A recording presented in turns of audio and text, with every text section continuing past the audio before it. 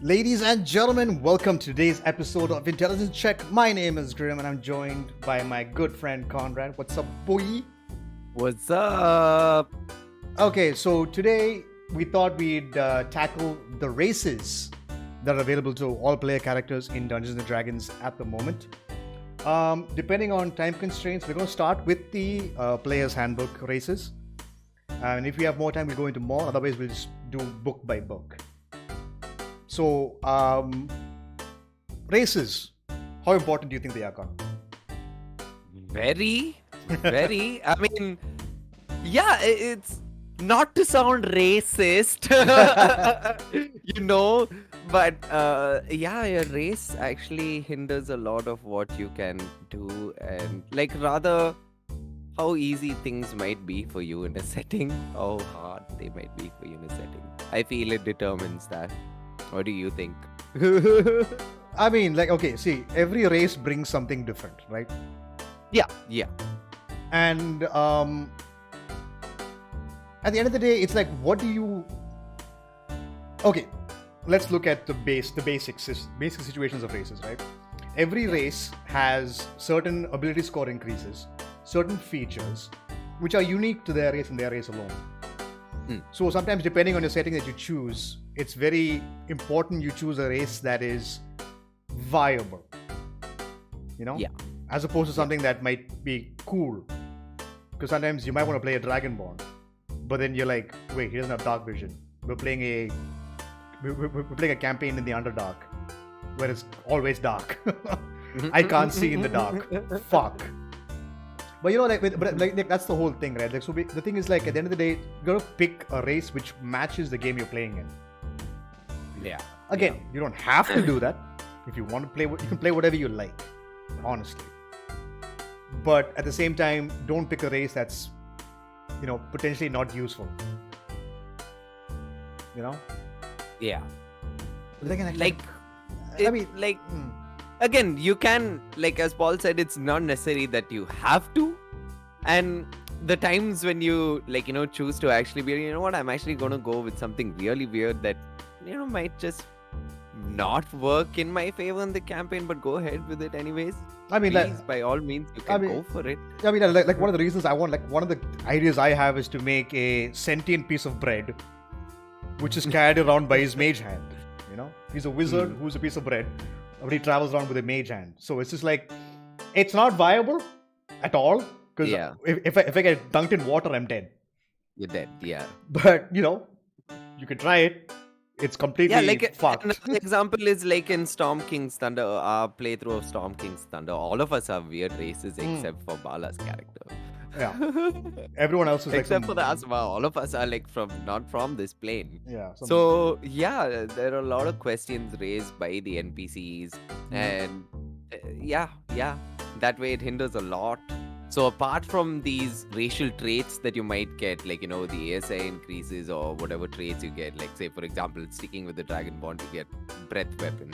Apart from that, there are the campaign settings. There's the world itself. You have to remember, there are living characters in these worlds in each game, and there are different races around. But that doesn't mean every race is welcomed at every place you're in. Oh, yeah. Right? Oh, yeah. Yeah.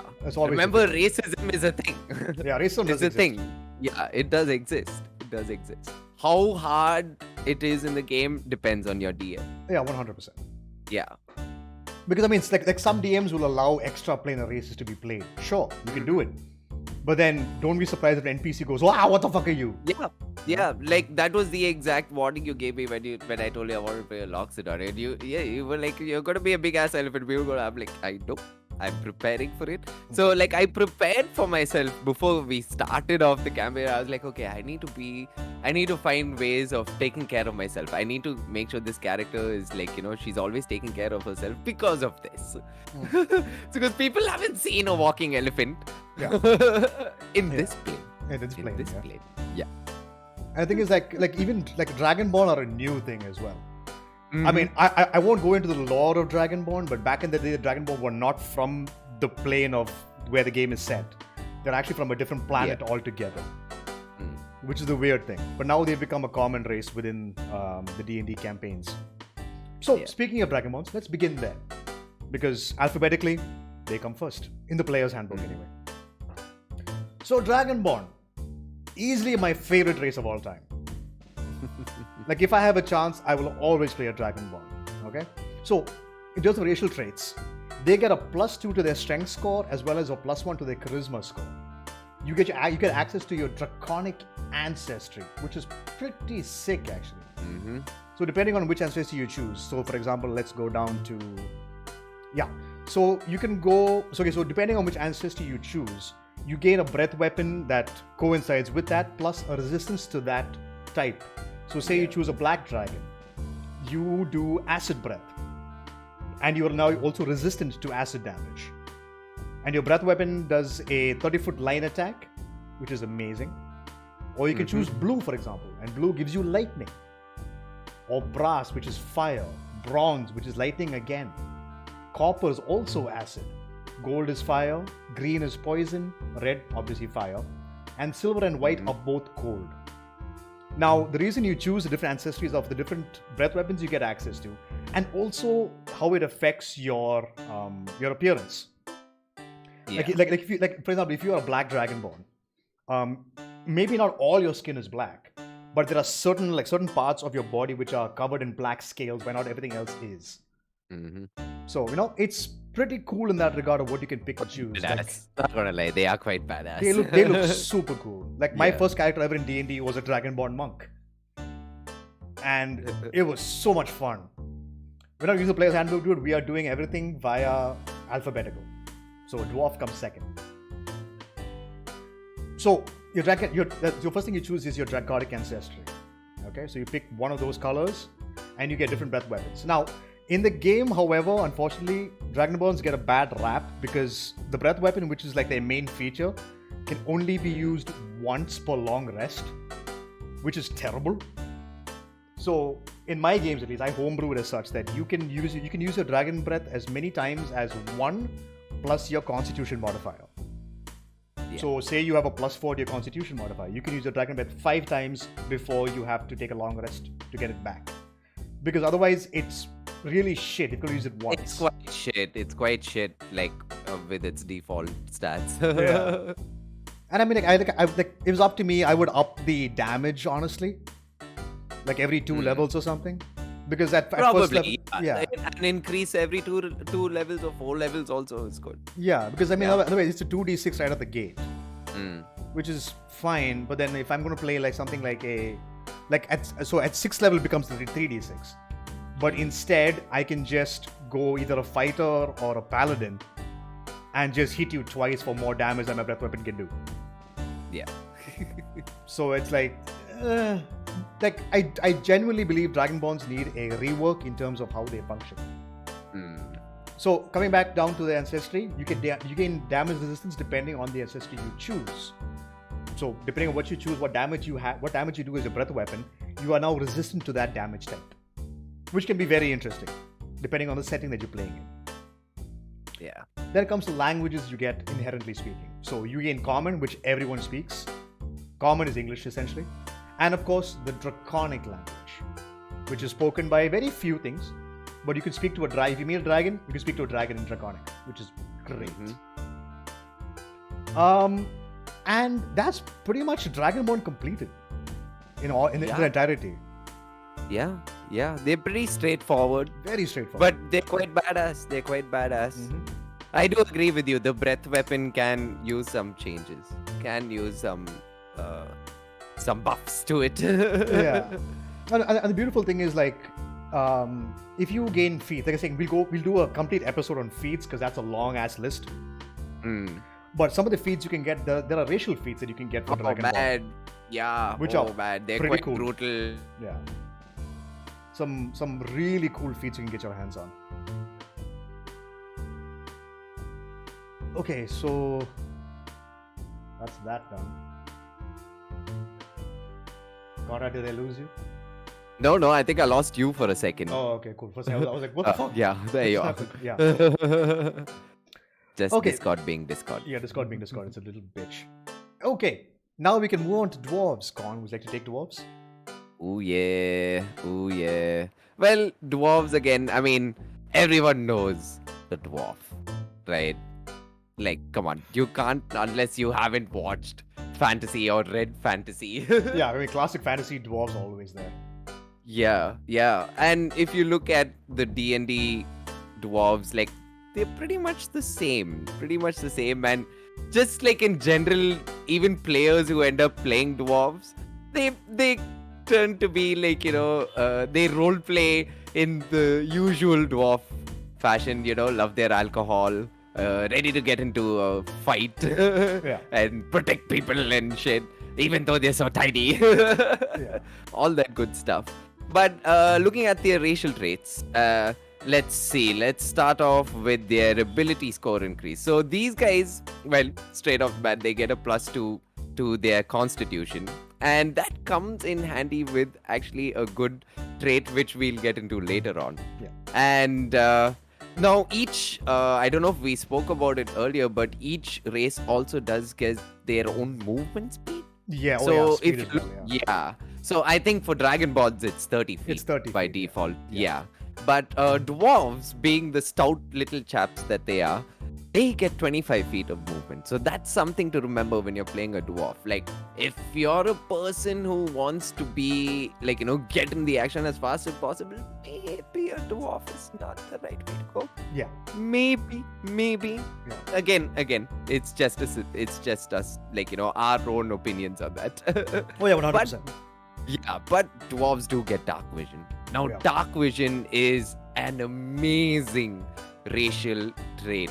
My advice to new players is look into this racial trait in every race that you read. Like, try to see if the race that you're going in for actually has dark vision. Trust me, there's nothing like having dark vision. It might not seem like, you might even be like, wow, it just lets me see through dim light, like in a 60-foot radius. Cool, man. But no, there are so many situations. Every campaign has situations where dark vision comes into play. So it's something to look into. And these guys get it. Dwarves get it. And now coming to the coolness of dwarves. Now, their racial trait. Trait. I channeled my inner this thing. What's his name? Elmer Fudd. Yeah. We're talking dwarven twice. Yeah. So they have dwarven resilience. Now this is awesome. So you have advantage on saving throws against poison, and you have resistance against poison damage. Yeah. So here's a cool thing. Just coming back to the characteristic, the basic characteristic of dwarves, they love to drink, right? So when you drink in D&D, say you drink a lot, you have to make constitution saving throws. Well, here you go. This is why these chaps can keep drinking. I can't begin to tell you how many drinking contests I've had in my games where people are just at a pub getting absolutely shit-faced.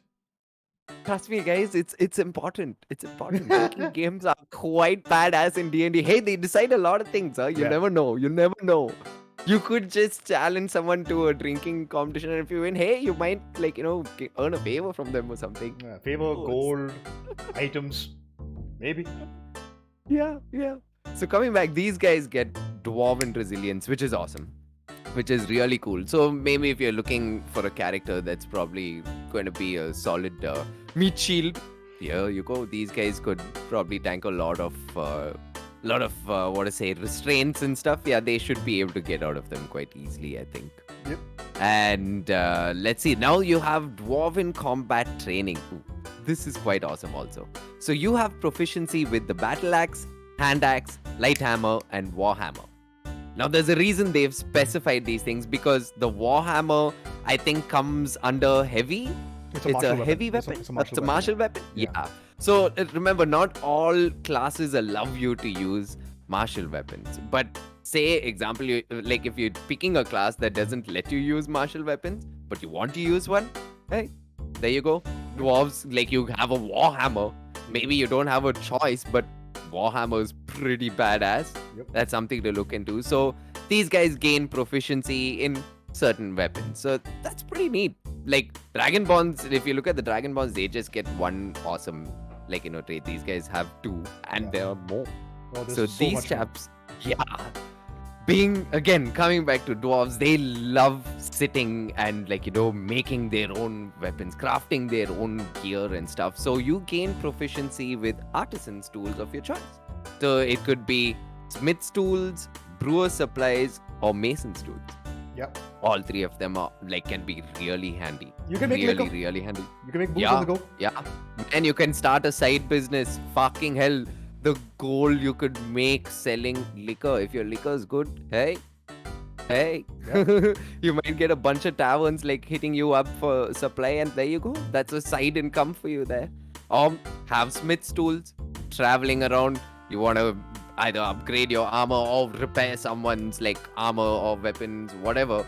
There you go. Smith's tools, mason's tools again. If you want to build stuff, yeah. Pretty You cool. guys can if you have a dwarf in the party, that dude, if he has mason's tools, you all could set up a little base for yourselves. So spend some time, and he has the proficiency to do it. Yep. Man, they're so cool. They're so badass, these guys. Pretty sick. So moving on, they get stone cunning as well, which is awesome. So whenever you make an intelligence check, well, a history check, to be precise, related to the origin of stonework, you are considered proficient in the history skill and add double your proficiency bonus to the check instead of your normal proficiency bonus. Yeah. Whew. No, okay. So I'll immediately. Okay, so stone cunning, while it sounds amazing on paper, the application comes in very rarely. It would have to be the situation for it. Yeah, no, because I remember Yeah. Steve tried to, Steve's like, oh, there's a feature I want my dwarf to use. Why don't you use this and see what happens? Because it's almost like he has to shoehorn this ability in for you to use. Yeah, Because it's very rare. I mean, again, depending on the campaign, of course, but it's very rare that you will get a chance to use stone cunning, but you have it at your disposal. Yeah. Which actually makes these guys quite equipped with their racial traits as well. They're pretty versatile in certain ways. Okay, remember, So- we haven't even touched the sub races yet. We get to that. Yeah, not yet. So moving on, the languages they can speed up, common of course, and then you learn Dwarvish. So that's awesome. Yeah. And now let's start off with the sub races. So in the player's handbook, you have the hill dwarf and the mountain dwarf. Are there any other? If I remember, there were a couple of Duergar, untested dude. races. Duergar, yeah. That was the one I was trying to remember. Yeah, but anyways, Dark dwarves. that's later. Grey Yeah. dwarves, grey dwarves, yeah. Yeah, so sticking to player's handbook, in the player's handbook you have the hill dwarf and the mountain dwarf. So hill dwarf, let's start off with these chaps. So as a hill dwarf, just reading off the description, as a hill dwarf you have keen senses, deep intuition and remarkable resilience. The gold dwarves of Faerun in their mighty southern kingdom are hill dwarves, as are the exiled Neda and the debased Klar of Kryn in the Dragonlance setting. So you see that there is if you're looking into any of those particular settings, maybe this subrace has probably some advantages in that setting. I don't know. Maybe they probably have a good foothold in that setting, I would say. Yeah. What do you think, Paul? Yeah, I think it's dwarves are quite they're one of the few common races actually. And I mean, in terms of roleplay wise, hill dwarves are quite common. You'll see them a lot around towns and stuff like that. And what they get for their traits is actually pretty cool. So for their traits, you have an ability score increase, and you can bump your wisdom score by 1, which is pretty cool. And then you gain dwarven toughness. So your hit point maximum increases by 1, and it increases by 1 every time you gain a level. Which is important. Quite cool. It's super cool. That 1 hit point. It 1 hit point. can save your life. And it's stacking up. So over time, say you're playing a long campaign, say you hit it goes up to level 15. That's that's quite a few hit points you've gained over time. Yep. It adds up quite nicely. Yeah. So, but that's all the hill dwarf gets. So let's look into the mountain dwarf now. So, as a mountain dwarf, you are strong and hardy, accustomed to a difficult life in rugged terrain. You're probably on the tall side for a dwarf and tend towards lighter coloration. The shield dwarves of northern Faerun, as well as the ruling Hyla clan and the noble Deva clan of Dragonlance, are mountain dwarves. So there you go. These guys also have like a particular background. Like the player's handbook gives you insight into their background as to where these guys originated from and all that stuff. So gives you an understanding of how you could role play them or see where it fits in your campaign setting and stuff, all that good stuff. So looking at this ASI, these chaps get a strength score increase. Wait for it. By 2. By 2. I think this is the only race that gets 2 ability score increases by 2. Yeah, by 2. Yeah, it's nuts. Yeah, you get a +2 to con and +2 to strength. That's ridiculous. So say if you're playing, I don't know, a barbarian dwarf, go mountain dwarf. Yeah, go mountain dwarf. 100%. Use that warhammer. Use that +2 extra strength. Use that +2 extra con. Get more health. Hit hard. Yeah. You're sorted. Jesus. Dwarves, like mountain dwarves make good fighters. They make good barbarians. Yeah. They're good in melee fights altogether. Good in melee fights. So if you're looking for a melee, rather a race that would suit a melee class that you're going for and don't want to go batshit crazy about it, guys, this is I don't think I can suggest a better race that would give you such a boost to the 2 stats you would need as a melee character. Jesus a Christ. +2 to both of them, strength and constitution. Like again, new players, these numbers might not seem like much. Once you start playing, once you start reading and building, rather more even like, when you start playing is when you understand what a big difference one number can make. Oh yeah. It's just a difference of 1. And here's the stupid thing. I did not know it was a +2 to strength until now. I was reading it and I was like, wait, what? Fuck, that's nuts. It's quite nutty. Oh man, that's crazy. That's crazy. It's quite nutty. And moving on, these guys get dwarven armor training.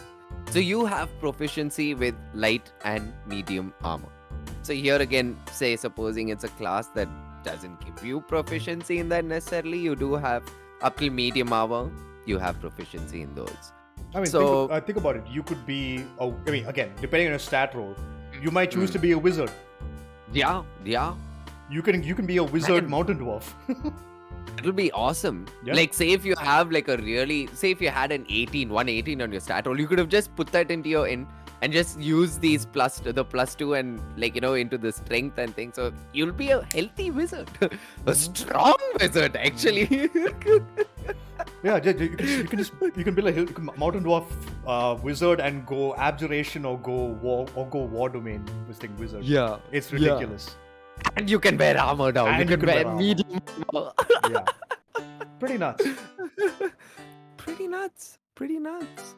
But yeah, that's the dwarves for you guys in the player's handbook. Yep. Again, being very precise about that because there are different books, guys. So we are starting off with the standard rule book for 5e, which is the player's handbook. So yeah.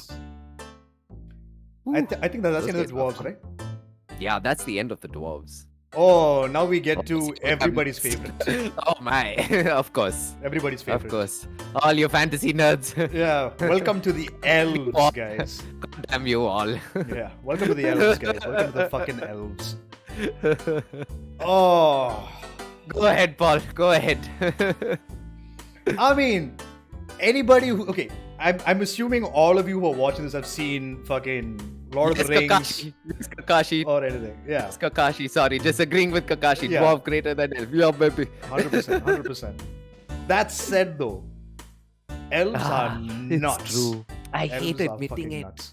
Mm-hmm. Just because they're assholes also by character. Yeah. But yeah, they're badass. They're pretty Go cool. on. Yeah. Okay, so right out the gate, elf traits. They have 3 sub races, which we'll get to in a second. But base elf, you get a +2 to your dexterity, which already makes you very good at being either a rogue, or even as a bard maybe, or even perhaps a ranger with a bow and arrow. +2 to dex, perfect for that. Finesse weapons, Oh, yeah. go crazy. Have a good time. You have dark vision, which is insane.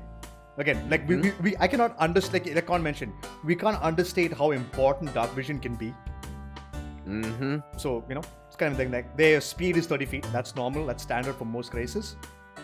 And Yeah. another feature you get is called keen senses, which means you gain proficiency in perception just for picking this class. And perception is huge, especially, and that also stacks well with dark vision. Yeah. So you can see better than most other people. And then you have Fey ancestry, which is fucking nuts. You have advantage on saving throws against being charmed, and magic cannot put you to sleep, which is so good because the sleep spell is super broken. It's a super good spell. Yeah. I recommend anybody who has spellcasting, if you get your hands on sleep, pick it up. It's too good. Then we come to the trance. Now, this is what makes elves even better. So, trance is, quote, elves don't need to sleep. Instead, they meditate deeply, remaining semi-conscious for 4 hours a day. While meditating, you can dream of course, and these dreams are usually what you consider your mental exercises or whatever you're going to do.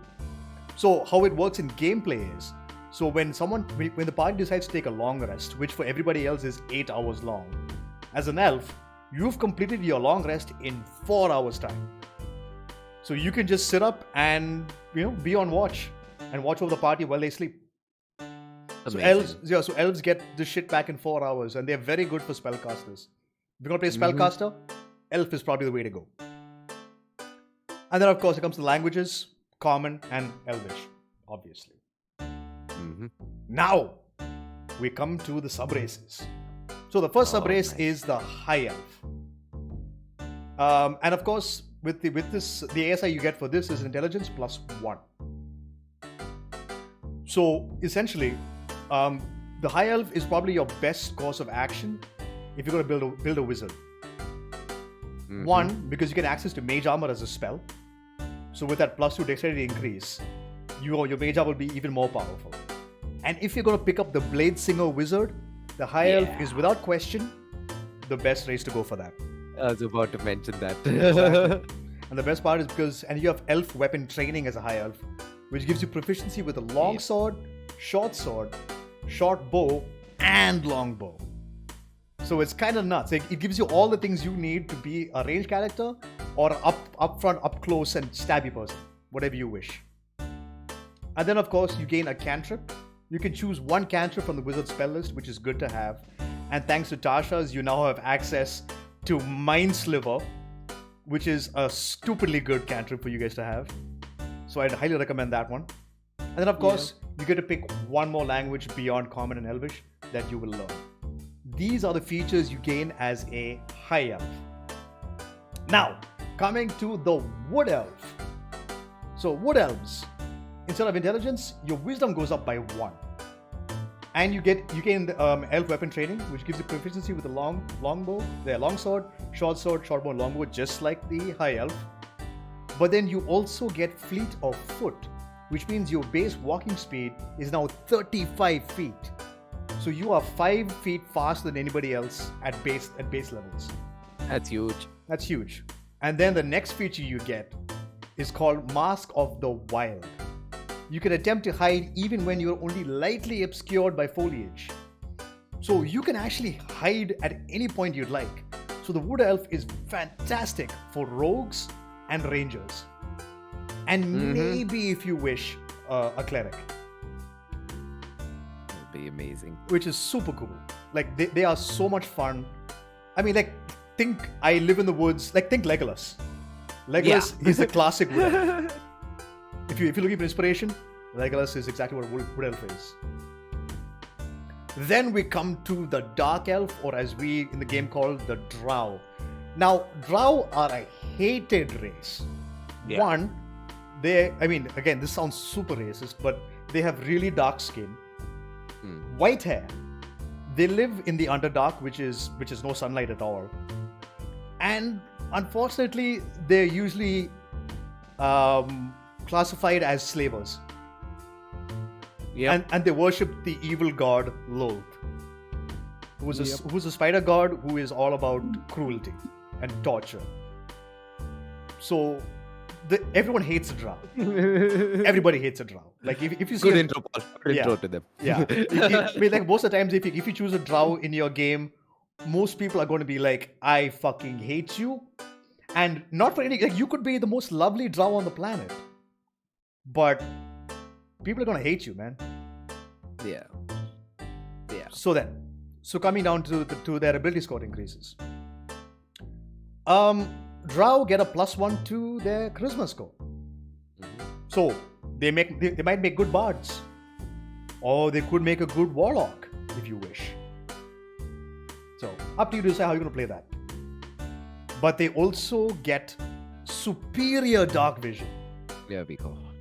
That's 120 feet of dark vision, which is nuts. Because you are born in the Underdark, you are in the Underdark, which is permanently dark all the time. You get to see up to 120 feet, while other people can only see up to 60 feet. I don't know if you mentioned that before, but dark vision ranges out to 60 feet. So superior, it's double that. So you are very good in a dark condition. So if you're playing something like, what was it called? Damn it, there was a campaign which makes you go to the Underdark. And I'm forgetting the name of that. Whatever that one. But that one, this one's perfect. Yeah. Drow are great for that. Unfortunately, above ground, you gain the feature they have called sunlight sensitivity. So you have disadvantage on attack rolls and perception checks that rely on sight when you are under the effect of direct sunlight, which sucks. So you have to be very careful on which campaign you choose to go a drow. Yeah. Like if you're underground and the entire campaign is underground, fantastic. Drow are the best thing on the planet. But if you are doing a cross-country adventure, that means you're going above ground, drow are not that good, unfortunately. Because if you have disadvantage on attack rolls, well, shit, get fucked. Yeah. There are Unless workarounds. you find a way to protect yourself Exactly. from direct sunlight. Exactly. There are ways. And that's something you and your DM can talk about. Yeah. Then we come to drow magic. So inherently, some races have innate spell casting, which they get from their race. So drow get access to the dancing lights cantrip, which means you can use this as a cantrip. You can just put up lights to follow you guys around in case there are other players. Like say you pick a dragonborn who has no dark vision, and the drow just goes, I put up dancing lights, and now everybody can see. Pretty useful. It's pretty good cantrip. When you hit 3rd level as a drow, you get access to the Fairy Fire spell, which is amazing. Fairy Fire, the enemy has to make a dexterity saving throw, or they are covered in bright yellow or whatever color spots you want, and any attack against them has advantage, and they cannot go invisible. So it's fantastic if you're facing up against creatures you like to hide a lot, and you want to kill quickly. Fairy Fire, that is a good, very, very, very, very good spell. Comes in clutch so many times, man. Oh yeah. So many times. Yep. And then 5th level, you can cast the darkness spell. Darkness is ridiculous. Again, we'll go into the applications of darkness when we talk about the spell list. I mean the spells themselves, because that's going to be a whole episode on its fucking own. Like that'll be like 20 episodes probably. And of course, they all use charisma as a spell casting ability. Now, depending on which, like for example, if you're going to play a wizard, I would change that to intelligence becomes your spellcasting ability, because it's kind of shitty if you want to play a wizard and you choose a drow, but if your charisma is your dump stat, and you're like, well, fuck, dude. But no, I'd rather you be able to use it effectively, because you've chosen your race. I want you to be effective with it. Yeah. And then last, of course, you gain the drow weapon training, which is different from the other ones actually, because with the drow weapon training, you gain proficiencies with rapiers, short swords, and hand crossbows. So these guys are actually very good for bards and also rogues. It makes a lot of sense to go for those. But I believe that is the entirety of the drow. I mean, of the elves. Those are the elves' base stats. Now we're gonna move on. Yeah, sorry. Quite nutty, dude. Quite They're fun. quite nutty. Like again, like I always get, I'm like, ah, damn it, there's another elf. Shit. There's always so many of them, but you can't help it. Like when people pick elves, it's for a reason. It's just that they're so badass. They're very good.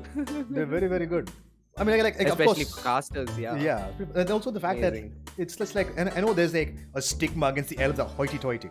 Sure. But again, it comes out how the players, role play the character. Yeah. But shit like that happens. But as a race, in terms of mechanics, they are very, very good. Yeah. Now we move on to the gnomes. Can't take it away, boy. Oof. Gnomes are, well, for anyone who's listening who isn't sure what gnomes are little, they're kind of like dwarves, but they're tiny fellows. Yeah. They're actually just tiny in their stature, You might have like dumpy gnomes, like, little rounded gnomes, but still they'll be tiny fellows. Like, what are gnomes, like 3 feet tall? 3 to 4 average? feet, yeah. 3 to 4 feet, Yeah, yeah. yeah. Like 4 feet is a really tall gnome. That's a really tall gnome. Like I've seen gnome player characters who are just probably 2.5 feet, 3 feet, super tiny people. Yeah. But they're super fun. They're super fun. Don't let that fool you. So let's see what they get. So gnomes, their ability score increase is the intelligence score, and that goes up by 2. Right? Gnome wizard could Yep. be quite badass. Yeah. Could be quite badass. And when it comes to their lifespan, these guys live for a Long time. Almost Long 500 time. years. 500 years yeah, old. yeah. They like in the player's handbook they say they start their adult life only from 40 years of age and stuff. So you can imagine like these chaps take forever to age. So that's really cool. That's really cool. You could, so let's say your player's character, straight off from the start of the campaign, you could have been a really, really old gnome man, just chilling, and suddenly some deities come and they say, "Hey, we need your help. Get your ass up here, a cleric now." Wait, what? Yeah. And his life from 357 then on became an adventure. That's cool flavor you can add to your character. And their size, as it mentions, are around 3 or 4 feet tall and average about 40 pounds. So your size is considered small in game. Yeah. So there are these categories of sizes of creatures: small, medium, large. Huge. What are the ones? Huge. Yeah. So Gargantuan. Yeah. gargantuan. So I mean, it's quite easy to understand them. So these people, gnomes are considered small when you take them in consideration for their size. Dwarves are not. Remember that dwarves are they're still your average medium folk. They're just medium folk. But gnomes are small. This is super cute. Super cute. I love them. And for their speed, these guys also being, you'll see a very common thing, characters, races which are a little more maybe smaller in size and stuff, they tend to have a little less movement speed. So these guys, just like the dwarves, have 25 feet. They do get dark vision though. Yeah. Your legs are small, so 25 feet. Yeah, exactly. So it needs to make sense there. Yeah. And yeah, you gain dark vision. Again, just standard dark vision, 60 feet, not superior. And here's where you get gnome cunning. This is a very nice trait. You have advantage on all intelligence, wisdom, and charisma saving throws against magic. Which is ridiculous. Huge. Remember, this is not just one ability. These are 3 abilities. These are all the 3 abilities that are used for magical saving throws. Like wisdom It's is like the amazing. most common one. Yeah. Wisdom Most common. is huge.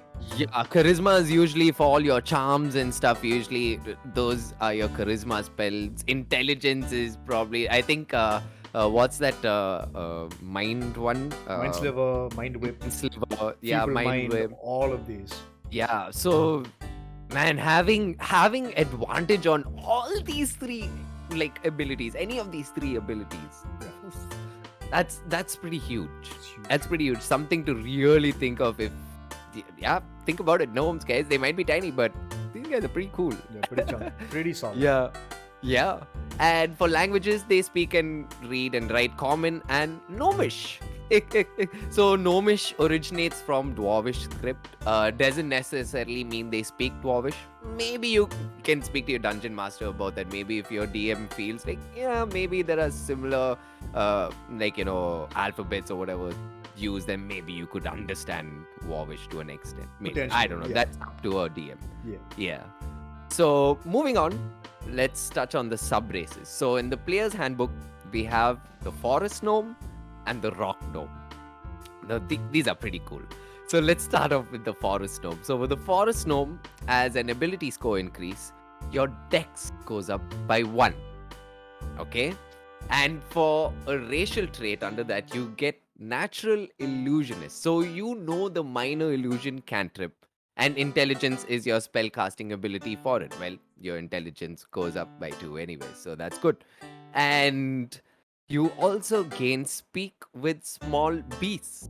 Now, this might not come in handy for every campaign. Yeah. It's not like every campaign you're going to be traveling through woods or meet wild or be around wild beasts and stuff. But if you are, let's just say you're playing maybe a druid also, it could work. Yeah.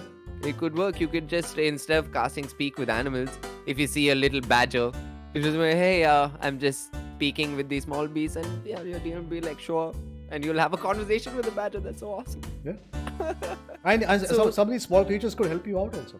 They could, trust me, especially to just go off topic. With these small creatures are the buggers you have to talk to for information in forests. Don't trust the big ones. Yeah. The little guys, they see everything. So that's what you get as a forest gnome. So let's check out the rock gnome. So the rock gnomes, for an ability score increase, your constitution score goes up by 1, which is awesome. This is perfect And- for a wizard, by the way.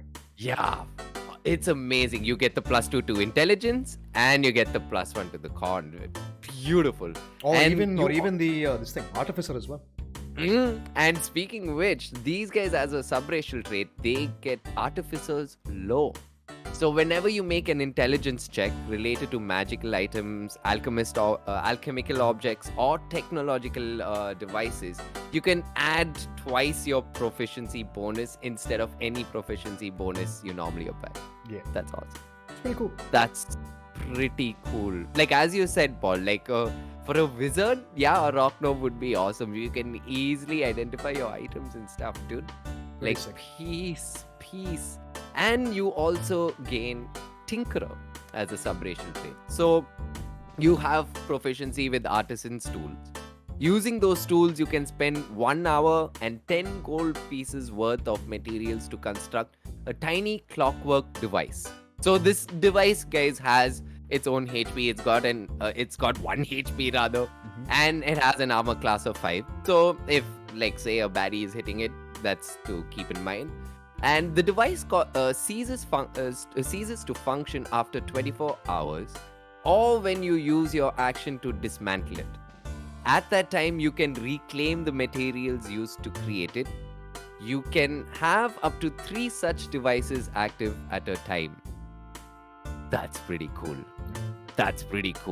So looking at the devices, you have the clockwork toy, the fire starter, and the music box. They sound so much fun. Yeah. So the clockwork toy. This toy is a clockwork animal or a person, such as a frog, mouse, bird, or soldier.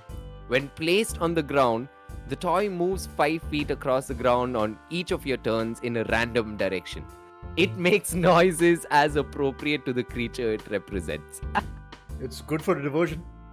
Beautiful for diversion. Beautiful. Like, you could, put a soldier dude just walking on there and just say, hey, fight me, hey, hey, Super fun. super fun. And the second one you get is called the fire starter. This device produces a miniature flame which can use to light a candle, torch, or campfire. Using the device requires your action. It's a glorified Super lighter, handy. basically. Yeah, glorified lighter, super handy. You can flavor all this stuff for your character. It could be really cool. Really cool. And the last one is the music box. So when opened, this music box plays a single song at a moderate volume. The box stops playing when it reaches the song's end or when it is closed. You can torture somebody with some really bad song. Like, tie them to a chair, put the music box on, and just play Taylor Swift or something. God. Yeah. And just torture them. And you can have 3 devices active at a time. So you could use all these 3 things. Like you could have a guy tied up to a chair, put a clockwork toy of like a bird sitting and making weird bird chirpy noises that are annoying. Have a music box playing next to him, playing a really bad tune. Have a fire starter as a lighter threatening him with fire. Hey, you're a gnome. That's the cutest way to interrogate someone. Yeah. Gnomes are super fun. They're super fun. Yeah. They're super fun. I think it's like, okay, most people would be like, mainly because of the 25 movement speed. 25 movement speed and the whole small thing. Guys, don't let that stop. Don't let that fool you. Yeah. Don't let that fool you. I mean, coming back to gnome cunning, you have no idea how powerful that racial trait can be. Yep. Oof. It's super fun. It's super fun. Can come in Super fun. real clutch. Yeah. But yeah, that brings a close to the gnomes, those little chaps. And moving on, looks like we have half elves. Yay. Oh, yeah. Half love these elves. Yay. This is the race most players pick in the end. They're amazing. I mean, it's okay. So, half elves. This usually means you're, well, half an elf. Depends, but then your other parent depends on you. You could be a human mom or a human dad or whatever race you wish. You can even be half tiefling if you wish. Mm-hmm. Half dragonborn, whatever you like. But essentially, you still are a half elf because elves are the dominant gene. Yeah. So you take on more elf traits than you are of your other race. So, as an elf, your ability score increases are a +2 to your charisma, and you get to pick 2 other abilities that you can boost by 1. This is kind of stupid. Telling you, they're awesome. It's kind of stupid. They're awesome. I love them. It's really cool. So, half elves are fantastic bards. They are fantastic warlocks. And potentially a very good paladin as well. Because paladins use charisma as their spellcasting. So it's really cool. Yep. And they reach adulthood by the age of 20. So they mature the same age as humans, but they live a little longer, which goes up to 100 and 180 years or more. So half elves are a very good choice for most player races to start. They're actually quite impressive. Yeah. Your speed is 30, as per usual, for most standard races or tall, quote-unquote tall races. You have dark vision, once again, 60 feet of dark vision. Fey ancestry, which is the same as the elves themselves. You gain that access. You gain access to that feature as well. But you don't gain access to the trance ability, which elves have, but you do not get. Then you gain skill versatility. You gain proficiency in 2 skills of your choice. So you gain access to more stuff than most races get access to, which is really, really good. Which is super cool. Yep. So depending on the class you decide to go in, pick proficiencies in 2 skills that you may not get from your class or your background. Yeah. So you get more stuff, you get more tools to work with, which is great. And of course, as for your languages, you gain Common and Elvish, and 1 extra language of your choice, which is nuts. Because again, your background will also give you access to more languages, potentially. Mm-hmm. So then you get to know nearly 4 languages, which most people don't get. They are the perfect character. Without question. They are super versatile, superbly versatile. Yeah. And like as Paul said, like you can flavor them very nicely. It's not necessary you have to be half human, half elf. You can flavor that accordingly. Just remember the elf gene is dominant. It's dominant. That's why you're half elf. Yes. Yeah. But that pretty much covers half elf, dude. Now we come to your favorite. Yes. Ha ha ha. Half ox. Continuing the half tradition. So just like the half elf, the half ox, half whatever, and half hawk. Right? It can be human, it can be even half giant, half hawk. Why not? You know. Um, but the Orc gene is the dominant gene, and man, they get some really cool stuff.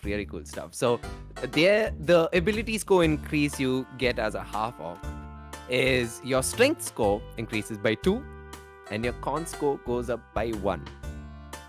It's as good as what Hill you dwarf, call it, hill the hill dwarf, as good as them, but it's just that these guys, the con goes up just by 1. But again, for a melee class, half orcs are well known across the D&D realm to be kick-ass, as like, you know, with most melee classes. So it's something to really look into if you don't want to, like, you know, like think too much about a race. Go half orc if you're going melee. It's Yeah. amazing. Yeah. Barbarians, fighters, half orc. Oh, You can't go amazing. wrong. Can't go wrong. Can't go wrong. And they get a good trait, which you will see, which actually favors them even more. Yeah. So half orcs, they mature pretty similar to humans. Honestly, they rarely live longer than 75 years according to the player's handbook. So again, that will be according to your play style and how long you keep your character alive. And for their size, they might be bulkier fellows and they might be a little taller, but they still are considered medium. They don't fall under the large category. Their speed is standard 30 feet, and they also get dark vision. 60 feet, not superior, but standard dark vision. And they also get menacing, which is a racial trait. So you gain proficiency in the intimidation skill. So here again, you're this badass, say, fighter, and just as about, like, you know, you hit your enemy, you want to intimidate him, hoping maybe he's a little scared and you'll gain some advantage. You have proficiency in that skill if your class didn't give it to you. It's just there, so it's quite handy. And relentless endurance. This again, like, backs up as to why they make good melee characters. When you are reduced to 0 hit points but not killed outright, which we will explain, you can drop to 1 hit point instead. You can't use this feature again until you finish a long rest though. But that's awesome. So let's just say in combat, you were standing with that 10 HP in front, fighting this other fighter you're taking on. And he hits you correctly for that 10 HP, or say he hit you even for like 15 or whatever. It knocks you unconscious. But what would happen is your character would kind of like drop for a second, not fully, but go down to almost lifelessness, and then just shake it off for a second and you'll come back with 1 hit point. And it's super badass, trust me, when it happens. It's always awesome and it pisses off your enemy. Yeah. DMs hate it. Oh, DMs hate it. DMs hate it because they, especially when they get down their player's barbarian, and if he's a half orc, they'll be like, oh, finally I got through him. But he'll be like, oh, I love doing it to Adi, because whenever Buren's going on, I'll be like, you see him hold his axe, go to one knee. He spits a lot of blood out, but then he looks up and smiles and he comes back to hit.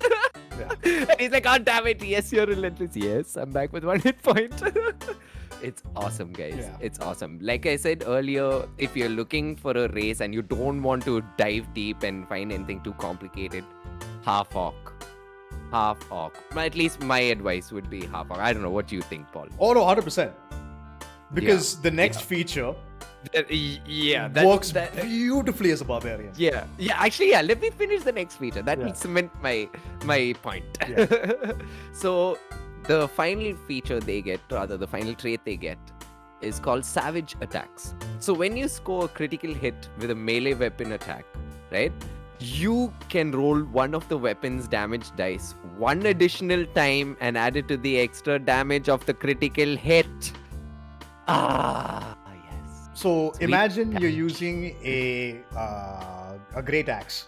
So a great axe has 1d12 damage, right? 200, yeah. Yeah, so it's 200, you smack him, 1d12 damage. Now if you crit, that's 2d12. Yeah. With savage attacks, that makes it a 3d12.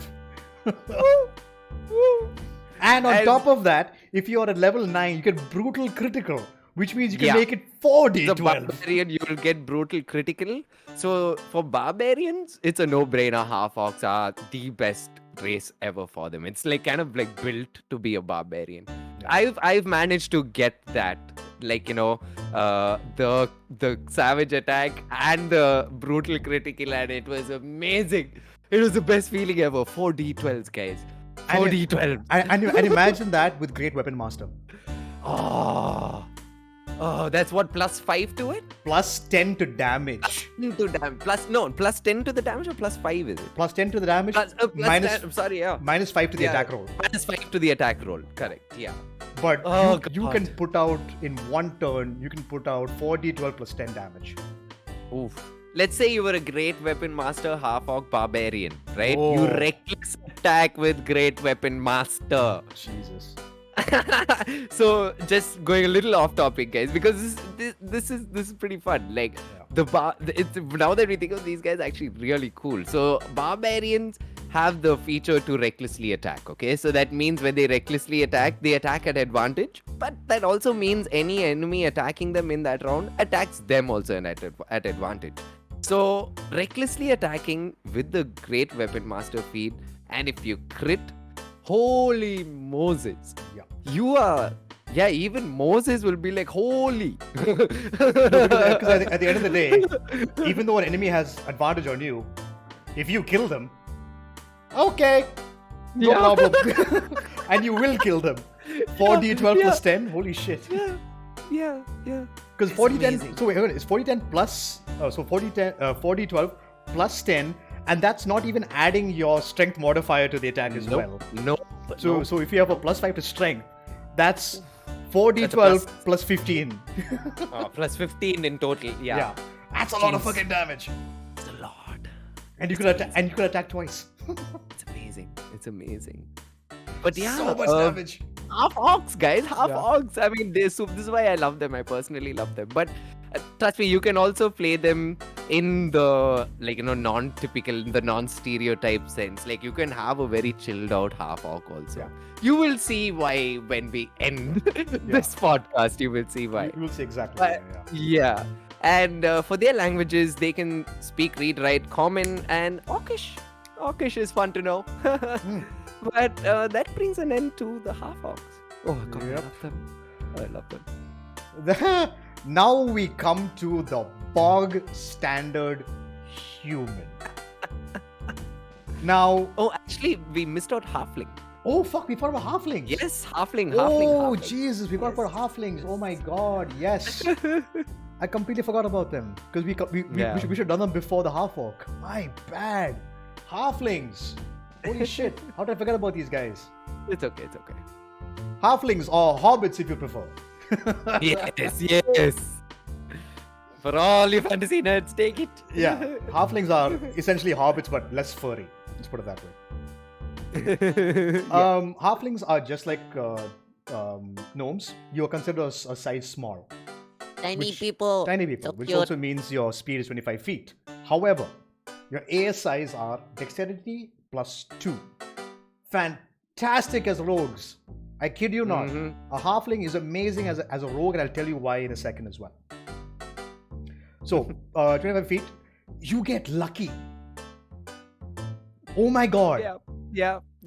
Lucky is Where they're broken. Yeah. Lucky is fucking broken. And the best part is, there is no limitation on it. No, there's no limitation. So lucky means whenever you roll a 1, like say you roll a natural 1 in an attack roll, you can immediately re-roll that dice. So this is on attack rolls, ability checks, or saving throws. You can immediately re-roll that dice and take the new number. So you could potentially turn a failure into success. Which is lucky. I cannot even begin to tell you how important a feat this is. Because when we get to some of the other feats like bountiful luck, which is a halfling only trait, it becomes even better. Yeah. It's absolutely fucking insane. Then you get brave. So you have advantage on saving throws against being frightened. So if there's a target that has a frightful presence, like a dragon or something, you have advantage against that saving throw, which can be useful. Don't trust me? Yeah. It's very good. Being frightened sucks. We'll talk about sales effects in a different episode, but yeah. Then they get halfling nimbleness. You can move through a space of any creature that is one size larger than yours. So you can peacefully walk between people's legs. And just like dodge and weave your way through, which is fantastic. Languages, you gain access to common and halfling, of course. And then you gain 2 sub-races. Now this is fantastic as well. So the first one is called Lightfoot. With the Lightfoot one, you gain a charisma score increase by 1. But what makes them even better is naturally stealthy. You can attempt to hide even when you're obscured by a creature one size larger than you. So as a rogue, you can hide behind your half-orc or your wizard, anybody who's one size bigger than you. Everyone, which is almost everyone. Yeah, anyone who is bigger than you. So if they're medium and above, you can hide behind them and not be seen. So as a rogue, you already have a stupidly high stealth score. You can hide behind your wizard and get sneak attack on all your attacks. You just do damage without question. Because most of the time, if you're on an open field, there's no rocks, there's no trees. How do you stealth? Yeah. Like a rogue will say, I'm going to roll stealth. I'm like, cool, where are you hiding? But for the halfling, I'm going to hide behind my buddy there. I'm like, okay, yeah, that works. Why not? Fuck it. Yeah. So, rogues, Lightfoots, without question. Yeah. It's the best way to go. Or even a ranger, if you wish. Then you have the stout halfling. Now, as a stout halfling, your constitution score goes up by 1. And then you have stout resilience, which means your advantage against saving throws against poison and have resistance to poison. So this is a trait that you gain, which also dwarves have. Yeah. So depending on the campaign you go, maybe stout might be more of a better option for you. So consider what you can do with that. But I think that brings us an end to the halfling. Fantastic race. People again because people They're like really small. cool. Yeah, but No, don't lucky. let Lucky. Yeah, don't let size fool you in D&D. Yep. Trust me. As Kakashi said, like actually a little while back in chat, big things come in small packages, just saying. Yeah. It's true. Yeah. It's true. Some of these small races are nuts.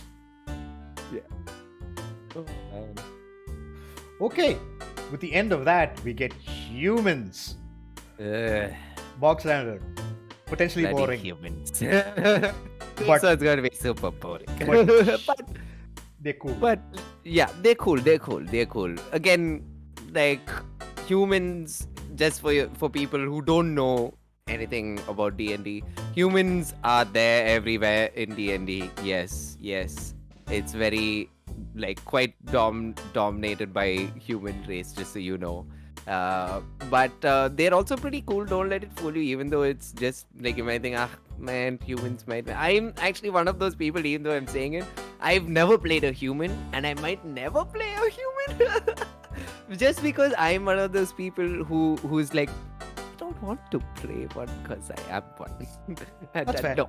That's fair. Yeah, it's just fair. But hey, they do get some really cool things. So humans, for their ability score increase, your ability score each Yep. increase by 1. Yep. That's wonderful. Yep. That's wonderful. Let's say you rolled a not so great stat roll, right? And you've got 2 9s. Here you go. Negative Instantly those balance out to a 10. You no more have a -1 to those respective ability scores, and you just have a 0. It's neutral. So, or it could even just push everything to just 1, giving you maybe everything a +1 to in a good way, and all those scores increase. Hey, Yeah. that's pretty cool. Let's say you roll an 18 on something. Immediately you got a 19, baby. Yeah. So that's really cool. Yep. And I'm not even gonna get into age. We unless like for artificial intelligence that's listening to our podcast, they live as long as we do. Okay. Yeah. fine. And humans, yes, are considered a medium as well. And for their movement speed, 30 feet, the standard. And languages, they speak common, and you get to choose an extra language of a choice. So it's up to you. Maybe you lived with a bunch of orcs, you could know orcish, whatever. That's up to you to flavor depending on your character's backstory and all that good stuff. But that's the human. Well, the human in the player's handbook. Are we going to tap upon the variant? 100%. This is Yeah. what everybody this is what goes for. everyone, yeah. This is what everybody wants. I love the variant human. It's broken. Yeah. It's So- broken. So I'm gonna straight away hop into it. So there is the human variant, guys. Okay, apart from the human, there is human variant. So the human variant, the ability scores again, 2 different ability scores of your choice increase by 1. Okay, it narrows it down. You can bump up 2 by 1. Again, balanced, not too OP or still not too meh. It can come in handy. And skills, you gain proficiency in 1 skill of your choice. So let's say your class didn't give you a particular skill proficiency, but maybe your backstory from your character, maybe you feel like, hey, maybe I should have some deception for me. Go for it. Your class didn't give it, take it. Go for it. So that's pretty cool. And you gain a feat of your choice. Oof. Let's This- pause there for a second. Yeah, this alone. Yeah. This alone makes it one Yes. of the This- best. This makes you wanting to play a human in D&D, play a human in D&D. Yeah. Seal it for you. Play the human variant, guys. As a word of advice, maybe if you're going for a human, sure. Try to look into the variant rather than the bog standard human. Because Yeah. trust me, being able to choose a feat of it, Paul, go for it. Go for it. Okay, so as an example, in my one of my previous campaign, my previous character was a human, and I went variant human. She was a wizard, and for her first feat, I chose Eldritch Adept because humans don't get dark vision, right? So I picked Eldritch Adept, which gives me access to one of the warlock's invocations. I picked Devil's Sight, which means I have dark vision, and the best part is darkness, like normal darkness, is bright light for me. Yeah. Yeah. So I'm not blind ever. Yeah. It's so versatile. You can so if say you're picking up a variant human and you're going to be a ranger, you can pick up you can pick up crossbow expert right out of the gate, or you can pick up sharpshooter right out of the gate. Sharpshooter. Yeah.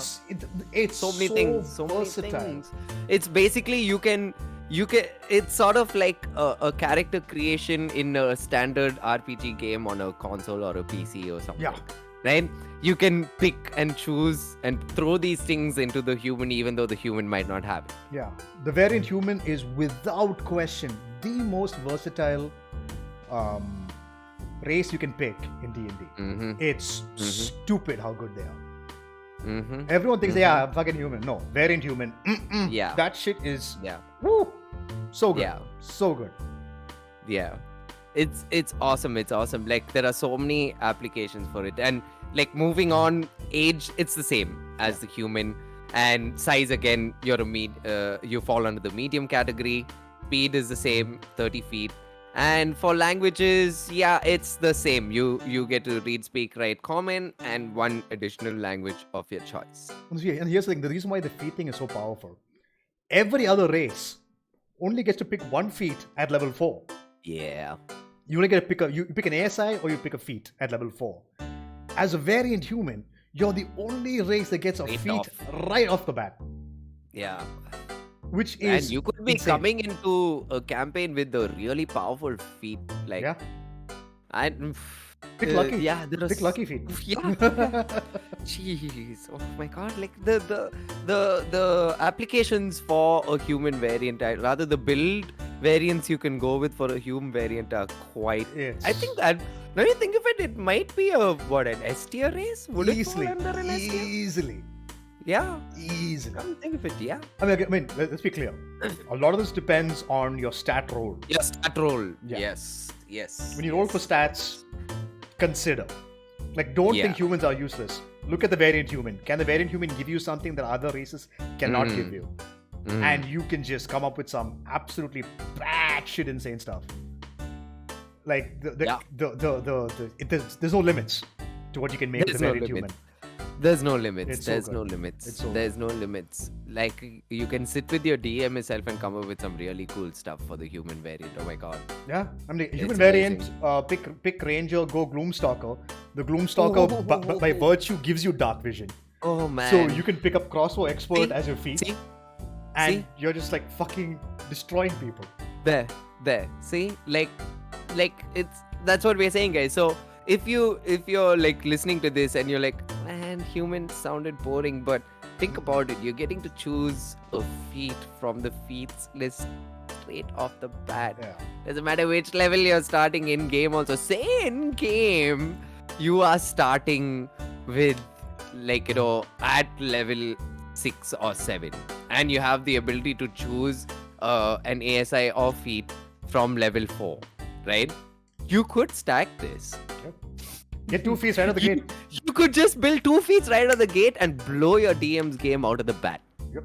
You'd just be like, why? Why? And the feat list is Oh, massive. it's mad. We will do probably episodes. Actually, no, we Episodes. will be able to do them in an episode. No, It's just that each of them, actually think of it. Each of them actually, some of them have crazy things under themselves. Yeah. There's no way we can do it in Yeah. one. No way. Yeah, there's no way we could do that in one. Yeah. But that brings us close to the human race Mhm. in D&D, human and the human variant. Quite interesting. So don't let the word human put you down and be like, oh no, or overlook it rather. Yeah. Yeah. And But- coming to the final race in the player's handbook, my second favorite race, the fucking tieflings. I love tieflings. Those of you who go on Google, turn your safe search on, or you're gonna get some really weird shit. Yes, he's not kidding about that. Yeah. So tieflings, wow, they're humanoid. They have hooves, they have tails, and they have horns, and they have these weird colors for skin. And you can flavor them however you can. Even be an albino fucking tiefling if you wish. Hey, they have infernal ancestry. Yeah, infernal ancestry. Your blood comes from demons or fiends. It's ridiculous. So, for your ASIs, you get a +1 to intelligence and a +2 to charisma. Bards, warlocks, or even a fucking sorcerer, or Oh. a paladin. Yeah. You have four, like these four classes are perfect for tieflings. Mhm. It is ridiculous. Tieflings are so fucking cool. But they don't live as long as humans do, but they age the same rate, so they die early. Yeah. Once again, speed, normal, 30 feet. Dark vision again, regular. Okay. Mm-hmm. Then you have hellish resistance.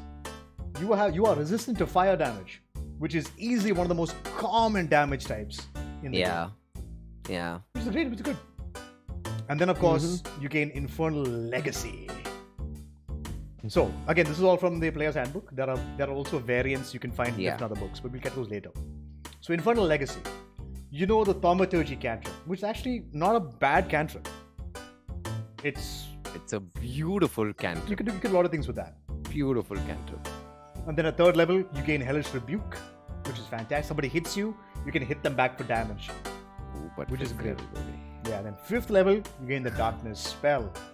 Again, darkness is much more useful than you think, especially if you have Devil Sight. Darkness is fucking insane because you can see through the darkness spell. That's the beauty of Devil Sight, which is an invocation. So warlocks, sorcerers, paladins, and bards. Tieflings are amazing for those. And of course, you speak and read, write, common, and the language Infernal. Tieflings are really, really cool. I really like their aesthetic. I think they are a really fun race to play. I think more about rather how do I say this? Like, so they have these traits and stuff in book, like on paper, but in game, all these races, like coming back to what I was saying in the beginning, they have like just being their own race in a particular setting can have its own like benefits or like disadvantages. Yeah. Like for example, say you like for in Descent in Avernus, like maybe being a tiefling when you're in Avernus maybe eases off like demons speaking on you, or probably a little more willing to trust you or talk to you, like, who knows, you'll never know. Or people in the city don't like Don't tieflings. like you. Yeah, they don't like you. They think you guys are just always scamming. Like, again, it's how the DM flavors it, but there are so many cool things that these races bring to the game apart from just the mechanics. Yeah. Like It's amazing. There's so much flavor within all these races that you can play them Yeah. however you want. Yeah.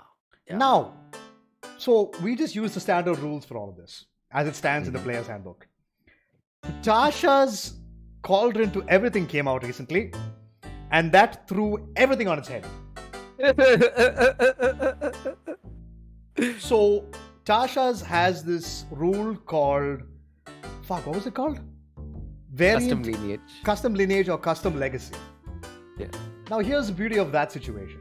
So say for example I'm making a tiefling.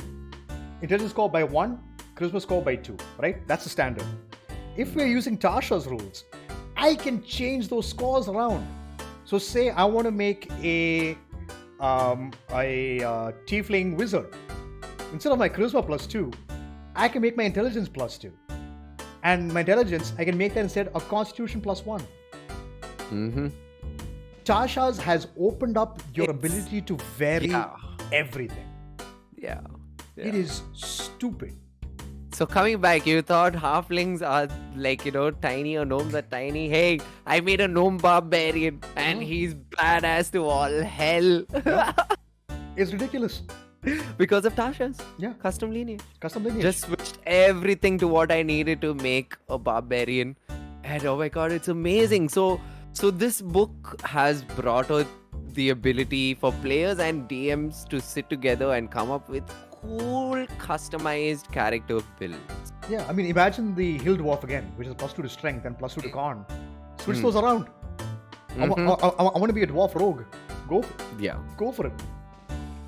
I want to be a dwarf rogue, so I put plus 2 in my dex and plus 2 in whatever else I need.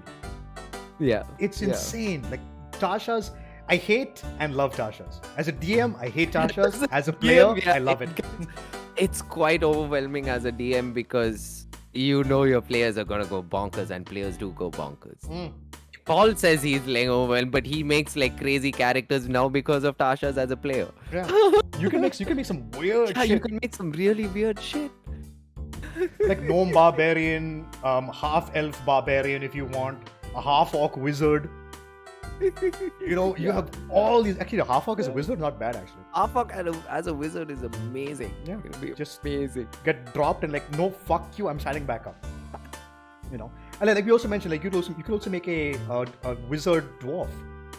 Make a dwarf wizard. Yeah. Which is nuts. It's so good. And like as a dwarf, you will still have that like advantage on your Constitution saving throw. So that's awesome. So the thing is so the thing is like whenever someone says you want to play a game, read through the races and then check with your DM if they're using Tasha's rules.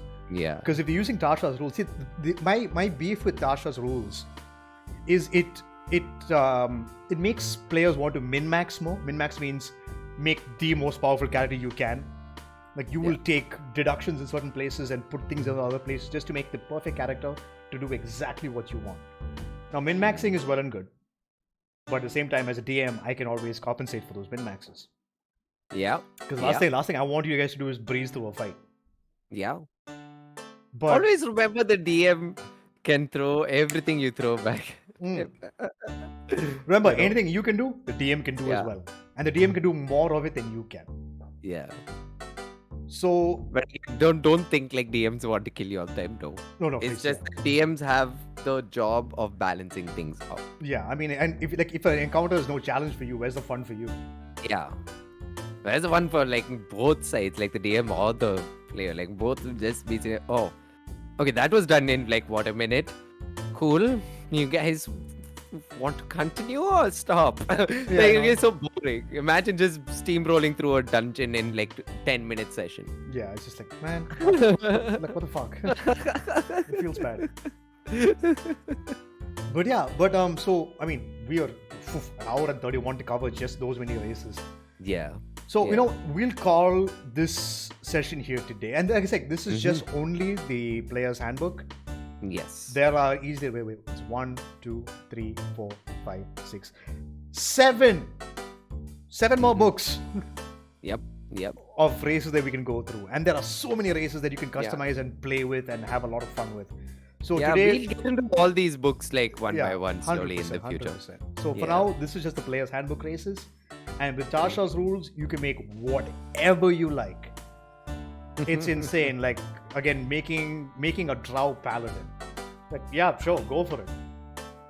You want to make a dragonborn cleric? Go for it. Yeah. You know, do whatever you like. Play the character you want to play. Embody the image that you want to play. Like if it was up to me, I'd pick dragonborn for everything. Issue being is I don't get dark vision. That's the only like thing that makes me not want to play them. But again, you can compensate depending on the race you pick. Depending on the class you pick, you can get access to some stuff which will compensate for your lack of dark vision. But super cool stuff, super fun things you can do. Have fun. Make whatever you like. Have fun. Yeah, have fun with it. Like some people make really broken shit. And it's like, I can't kill you. Like, fuck. You keep surviving. But then Wall of Force comes along, you're like, yeah, sit there now. When I deal with your friends. Oh, that was amazing. Yeah. But I think that brings us to an end for today's episode, guys. Thank you all so much for watching. For those of you on YouTube, of course, remember, on the images you can see our socials there. Mine is at House of Grim. For Conrad, it's at cornerboy_24. Any questions, any doubts you guys have, hit us up on there. The artwork is done by the amazing and talented Priscilla Dillon. You can see her tag up there at Prissy Dilly on Instagram. You can message her there if you want artwork for any of them. In fact, she's doing some artwork for me, for my Twitch channel at the moment. So just be ready to see some new artwork there for all of you guys to watch. And of course, the track playing in the background was composed by our very own Conrad Simmons. So if you need songs or music or whatever for your campaigns or even just music in general, hit him up on Instagram and you guys can make some music together. Anything Yes, else? sir. Anything else I missed? Oh no, I think so. we're I good. think that's everything. So, Yeah. thank you all so much for watching. And we'll catch you guys next week. So, from us to all of you, until next time, roll for initiative and be at peace. Bye bye.